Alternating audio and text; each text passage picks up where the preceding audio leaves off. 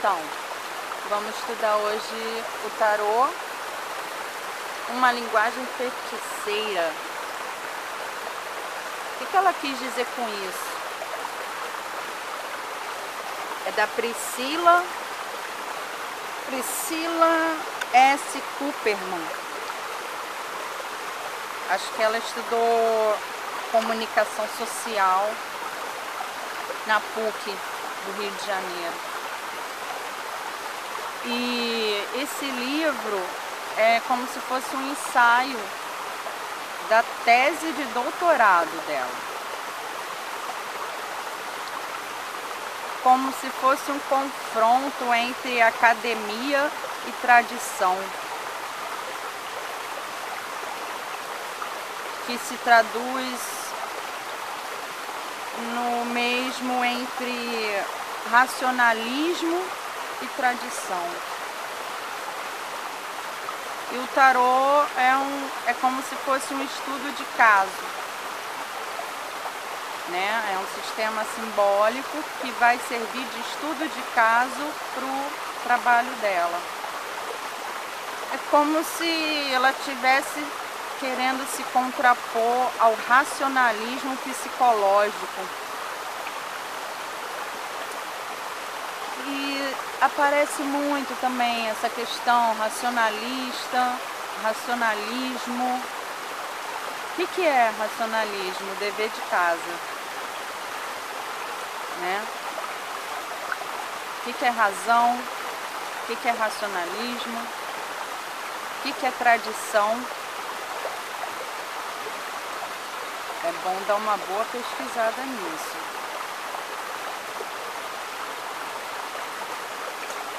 Bom, na introdução, né, assim como todos os livros têm feito, isso é bom, né? Ela comenta sobre a origem do tarô e admite que a origem do tarô é controvertida.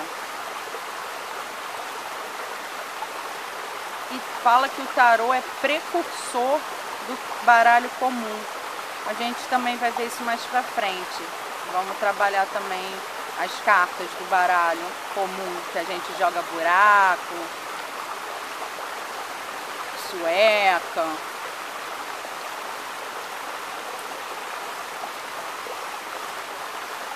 Então, ela acredita que o tarô amplia a consciência e transforma a conduta da pessoa.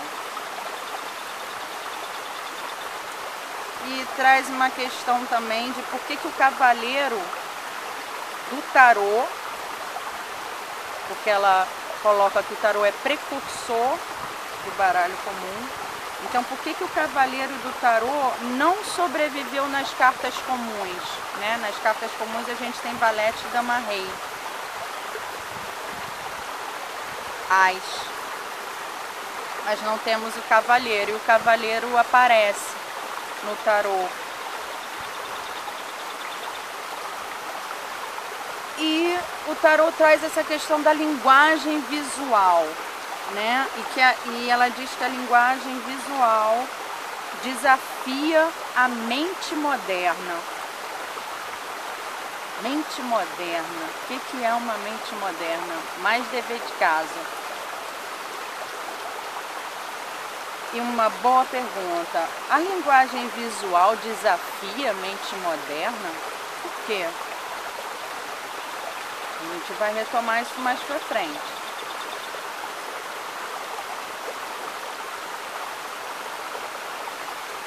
E a questão da linguagem simbólica, ela é interessante, né, para esse tipo de estudo, porque ela, de alguma forma, transcende uma situação particular. É de alguma forma universal.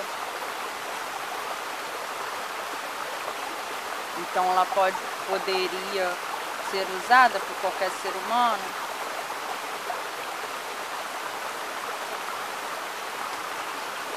Inspira uma ação criativa, as imagens, pregam peças em nossos planos lógicos e age sincronisticamente. Então apareceu de novo nesse livro, né, o conceito de sincronicidade, a ideia de sincronicidade que já apareceu nos outros livros, que, se não me engano, é uma ideia do Jung. Então é como se o símbolo tivesse esse poder, né, de inspirar a criação, de confrontar um pensamento lógico, mexer com um pensamento lógico e trazer a questão da possibilidade de uma sincronicidade. E essa projeção que é possível fazer com símbolos e que os próprios símbolos fazem, né, talvez eles mesmos sejam uma projeção,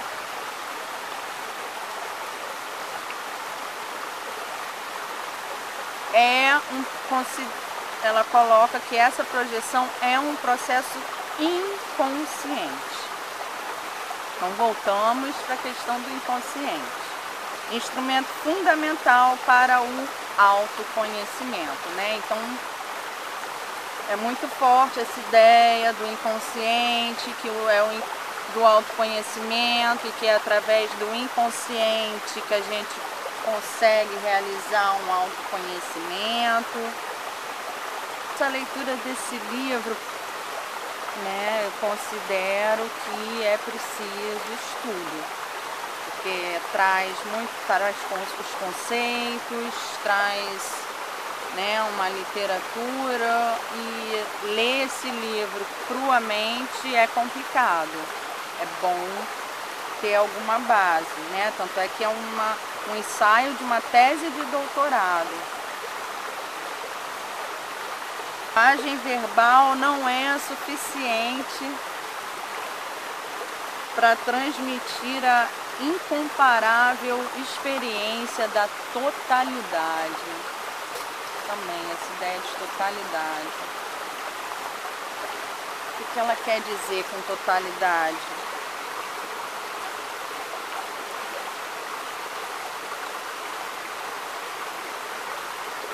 Grande mente que orquestra todos os fenômenos, Deus, Dharma, Tal, o bem, com letra maiúscula, o vazio, o silêncio.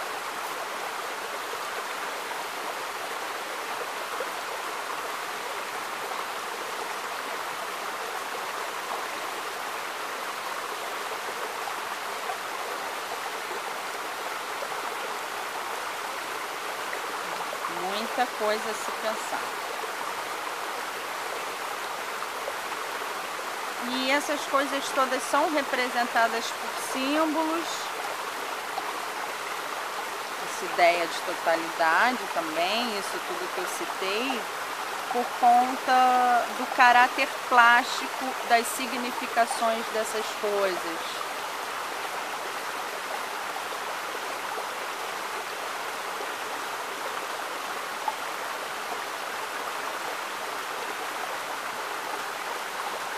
Então, por trás disso tudo, e isso é um ponto crucial, está Platão, o idealismo de Platão, e alguma coisa de Plotino, né, que é alguém posterior a Platão, que de alguma forma mantém alguns fundamentos de Platão. Esse idealismo, por exemplo, né, que fala dessa matriz uniforme, intemporal, dessa beleza invisível, imutável, que penetra todas as coisas, né? Considerado também neoplatonismo. O que é neoplatonismo? Então, assim, é um livro que está trazendo ideias que é bom, né, para quem tem vontade de aprofundar no tarô, dar uma checada nessas ideias, uma estudada nessas ideias. né? Não é talvez pela ideia parecer simpática, né, a gente, as nossas particularidades, ou legal, ou bonita, ou bela, ou do bem, que a gente tem que comprar essa ideia, né? É bom saber do que a gente está falando, em que Platão está se fundamentando, quais as consequências dessa fundamentação do Platão nos dias de hoje, por exemplo, né? Uma coisa do neoplatonismo, né, se você pesquisar, vai falar sobre que é de alguma forma um ceticismo sobre o conhecimento empírico, como se o neoplatonismo não acreditasse que é possível um conhecimento empírico das coisas. Por isso que cai numa metafísica dualista, emanacionista e aspiração ao bem, bem com letra maiúscula. O que é esse bem? Numa esfera espiritual e transcendente, né? Então o Platão e o neoplatonismo trazem ideias, né, que ajudam a fundamentar essa ideia de transcendência, essa ideia de espiritualidade e autoconhecimento e por aí vai. E a culminação desse pensamento metafísico, a própria palavra diz, né, é um pensamento metafísico que está para além da física. É o grego Plotino, 204, 270 depois de Cristo. Tem que dar uma olhada no Plotino. É um dos gigantes da espiritualidade ocidental, tanto mística quanto filosófica. Então, vamos pegar o Plotino.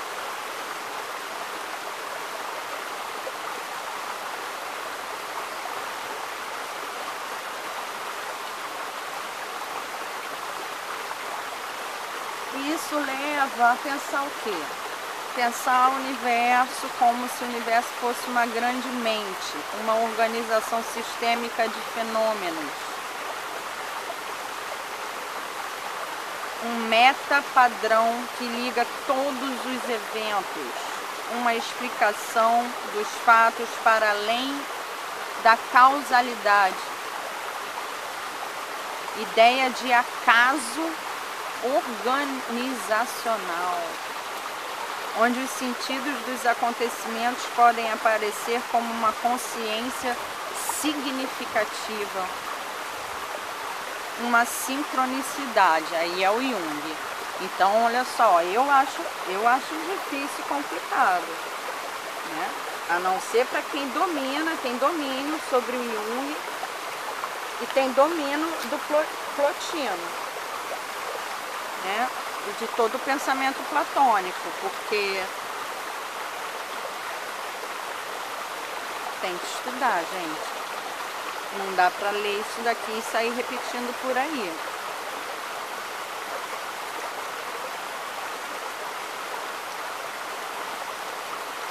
Então, é como se ela estivesse querendo dizer que a expressão e significação do tarô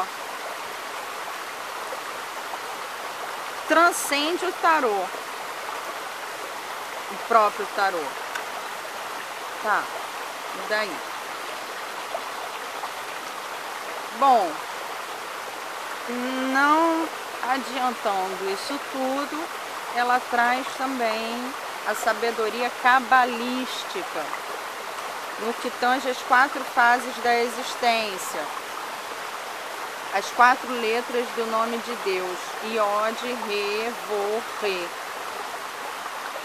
Que a gente estudou isso lá no livro do Papo e o Tarô dos Boêmios, né? Então, para ver como é que é forte essa influência, né? e que o iod, re, vo, re se traduzem nas 4 funções psíquicas e aos 4 naipes do tarô. Aí no primeiro capítulo do livro, ela vai falar do princípio da emanação, que é o elemento fogo, intuição, naipe de paus, masculino e ativo. No segundo capítulo ela vai falar do princípio da criação, elemento água, sentimento, copas, feminino receptivo. No terceiro capítulo ela vai falar da sincronicidade, a causalidade, princípio da formação, elemento ar, pensamento, espadas. E no quarto capítulo é a convergência de tudo, que tem a ver com o segundo re, né? Então, da mesma forma, os capítulos vão seguir. Iod, o primeiro, re, o segundo, val, o terceiro e agora o quarto, o segundo re. Princípio da manifestação. Terra, feminino, receptivo, sensação, ouros.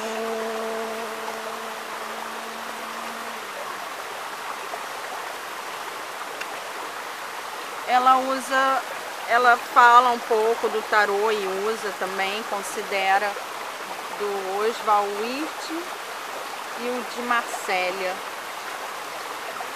né, como referência, tanto é que está na capa dela, o tarô de Marsella também. Vamos ver, tentar fazer uma leiturinha dessa capa de repente, que é interessante também, né? São 3 cartas, a estrela, a lua e o sol, nessa ordem, essa tríade, né? O que pode ser? Que leitura que a gente pode fazer dessa tríade, estrela, lua e sol? Então, para falar do primeiro naipe, que é o naipe de paus, ela vai desenvolver a ideia de conhecimento tradicional. Porque o conhecimento tradicional implica princípios transcendentes que as concepções modernas negam.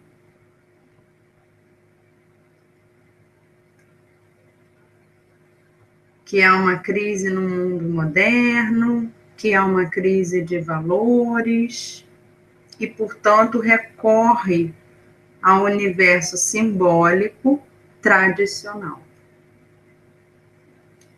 De modo que as transformações históricas se mostrariam ou se dariam de modo harmônico. Complicado, hein? Então, se há uma crise de valores no mundo moderno, a gente recorre ao conhecimento tradicional. Como? Então, há um interesse pelo imaginário do mundo tradicional. Tradição como uma realidade universal. A primeira expressão da sabedoria, origem mítica, supra-humana e eterna. Aí eu me pergunto, isso é o Platão? O mais alto grau de inteligência. Aí eu digo, provavelmente é o Platão. Toda matéria age em direção a uma energia inteligente, a consciência absoluta da unidade. Que o símbolo é a unidade primordial na transmissão da tradição. Por isso uso os símbolos, porque é ele que transmite isso que ela chama de tradição. A origem da tradição primordial é miticamente atribuída a Melquisedeque, Atlântida, em Platão, em Crítias e Timeu. Também Paulo se referiu Então, ela trabalha com essa ideia.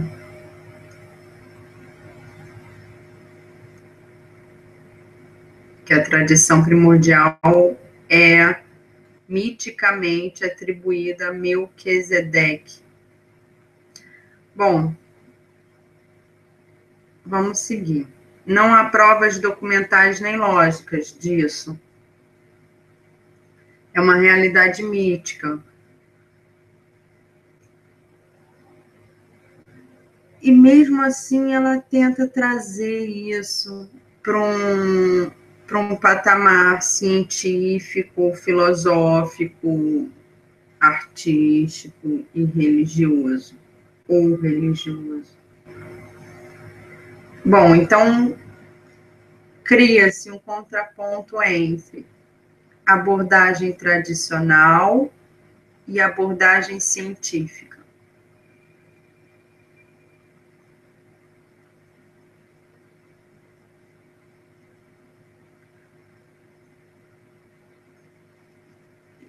E a busca de um homem único que se opõe ao moderno. O homem tradicional. Bem complicado isso, né? Que homem tradicional é esse?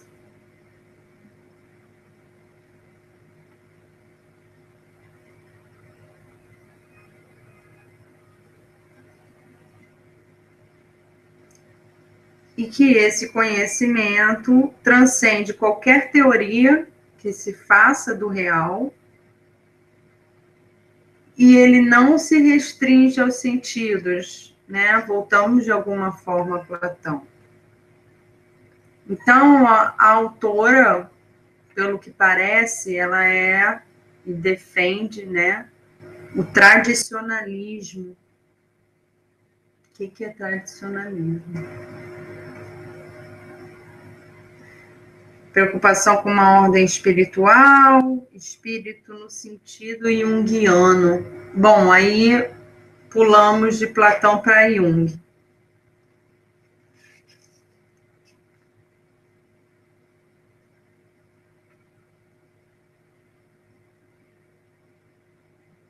E vem com essa ideia do homem único em um mundo único que se opõe ao moderno, né? Então tem uma briga aí com a modernidade, né? Ou com o homem moderno. Caindo numa metafísica da história. Então ela defende essa teoria tradicionalista, né? E vem sempre com os argumentos que a teoria tradicionalista não é um dogma, tal qual a religião e a ciência. Ela considera a religião e a ciência dogmáticas. Não significa que a gente também tem que considerar. E que essa teoria tradicionalista não é conservadora. Combate ao racionalismo absoluto e à mentalidade materialista. Né? Então, tem um conflito teórico, né, exposto.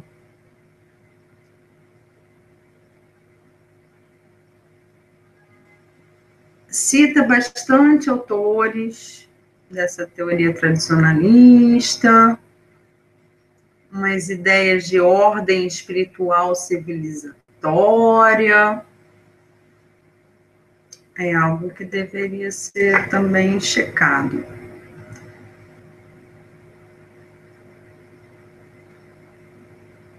A questão de compreender o espírito no sentido junguiano é acrescentando essas ideias platônicas, talvez, né? Talvez não, platônicas, ela mesma já falou. A ideia do inconsciente. Por isso, o Jung no meio disso tudo. Então, o acesso a uma outra consciência desperta pelo próprio viajante, entre aspas. Aí já lembra de novo aquela ideia da jornada do herói, né? Uma outra coisa que a gente vai ver mais para frente também. A viagem, né, do herói.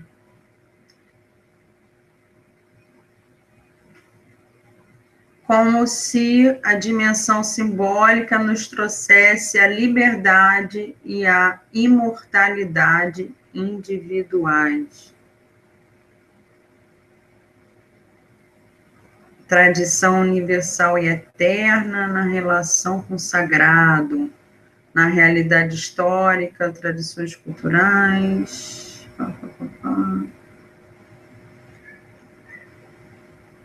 Bom, daí ela também contrapõe que o processo de individuação, que a individuação, e isso também é um conceito do Jung, né? Platão não trabalhava com a ideia de individuação. Contrapõe individuação ao progresso científico. Acredita que é a consciência de cada um que promove a transformação coletiva, né? Então, há uma forma também de dizer que a individuação não é individualista, mas dizer que é a consciência de cada um que promove a transformação coletiva é, de alguma forma, você ter uma visão individualista, né? Como assim? É o indivíduo que transforma o coletivo? É o indivíduo que transforma a sociedade? Que relação é essa, indivíduo-sociedade?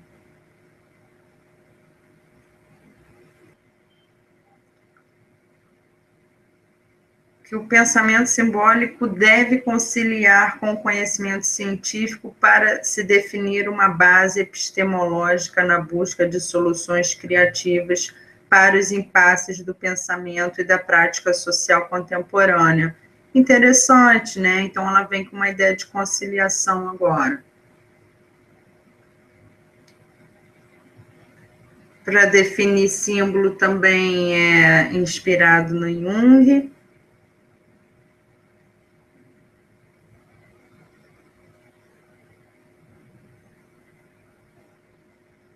Que há uma desvalorização do símbolo, porque ele é uma voz metafísica, e a razão positivista desvaloriza essa voz metafísica, que o símbolo media o conflito entre lógica e sensibilidade, né? Então, defendendo que o símbolo é essa conciliação entre conhecimento científico e individuação, que os sistemas simbólicos instauram verdades, conhece e transforma a consciência, né? Então, ela vem em defesa, né, do símbolo, do sistema simbólico. Que a imaginação simbólica restaura o equilíbrio e que a imaginação simbólica como pedagogia para o equilíbrio psicossocial. Através do arquétipo, Jung explicou como o símbolo age como ponte entre a alma individual e a psique da espécie. Né? Então, o Jung tem todo um estudo sobre essa questão do símbolo que provavelmente veremos mais à frente, com o próprio Jung. Então, que a imaginação reclama para si o status do conhecimento, assim como a ciência. Né? Então, no momento tem uma contraposição à ciência, uma conciliação com a ciência, e agora, né, tomar para si o status de ciência.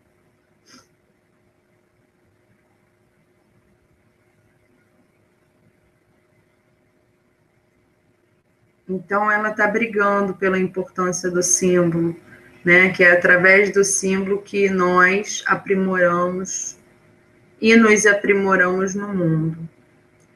Que o pensamento contemporâneo, modernidade, estreitou o campo simbólico, extinguindo o poder humano de relação com a transcendência.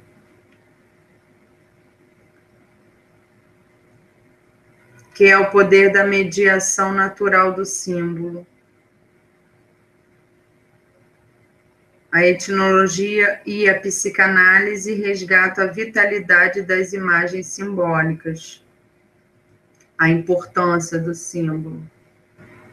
E que o recurso ao Oriente, né, a cultura oriental, é uma forma de contrabalancear a lógica racional do Ocidente, como ela tinha falado ali antes. Se você pegar a simbologia de todas as diferentes culturas e civilizações sem preconceito, você consegue quebrar com a ideia do homem branco, civilizado e tudo mais. Então, esse recurso ao Oriente, a gente observa isso realmente, é uma tentativa de contrabalancear essa lógica racional ocidental. Então, acaba que ela não necessariamente fala dos naipes, né? Mas traz essas ideias do tradicionalismo, do símbolo. E agora ela vai dizer que para a tradição, o verdadeiro conhecimento é uma experiência espiritual. E só pode ser transmitido por certos símbolos, mediando o tempo histórico e o tempo eterno. Aquela dualidade metafísica mesmo, platônica, do lado plotino que a gente viu antes. É exatamente isso. Realização espiritual, reunificação da consciência com a unidade primordial, unidade transcendental de todas as religiões, processo de individuação e a experiência do reconhecimento do self, né? Por isso que o Jung entra aí. Porque é através desse processo de individuação que nós vamos mediar o tempo histórico com o tempo eterno. Vamos conseguir fazer essa ligação de nós com o todo, o eterno, o universo. É um estado de liberdade, é um estado liberto na concepção dela. Trazendo Jung também. Então, é uma vida simbólica como uma expressão santificada. Então, esse é como se fosse o caminho iniciático. Ruptura com a realidade para a elevação do ser. Complicado isso também. Então, quer dizer que para a gente elevar o nosso ser, a gente tem que romper com a realidade.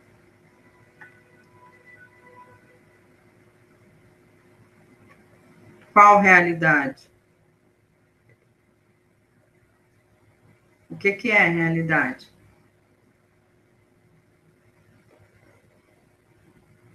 Experiência concreta de iniciação e do pensamento tradicional. Né? Então, o pensamento tradicional ele vai nesse sentido.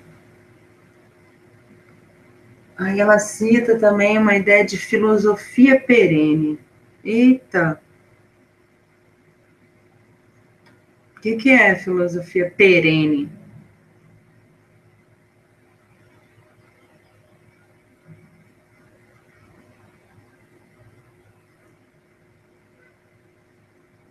Que o símbolo purifica a mente e atinge o vazio pleno. Né? Então, aquela coisa do romper, né? O símbolo talvez ajude. A unidade para além das formas. Segunda fase iniciática. Método de analogia ou associativo ou correspondências intermediárias entre a indução e a dedução. Ai, não vou aprofundar isso agora não, gente. Bom, que os números 1, 2, 3, 4, 5, 6, 7, 8, 9, 10. E os próprios números dos arcanos, né? 0, 1 ao 22, ou 22, servem para... Porque, e aí como é que entra a matemática aí, né? E a questão dos números, a importância dos números. É como se eles servissem para o controle do excesso da imaginação, porque você rompe com uma realidade, e aí? Como se os números segurassem esse excesso de imaginação. É o arquétipo que une o mundo da psique ao mundo da matéria.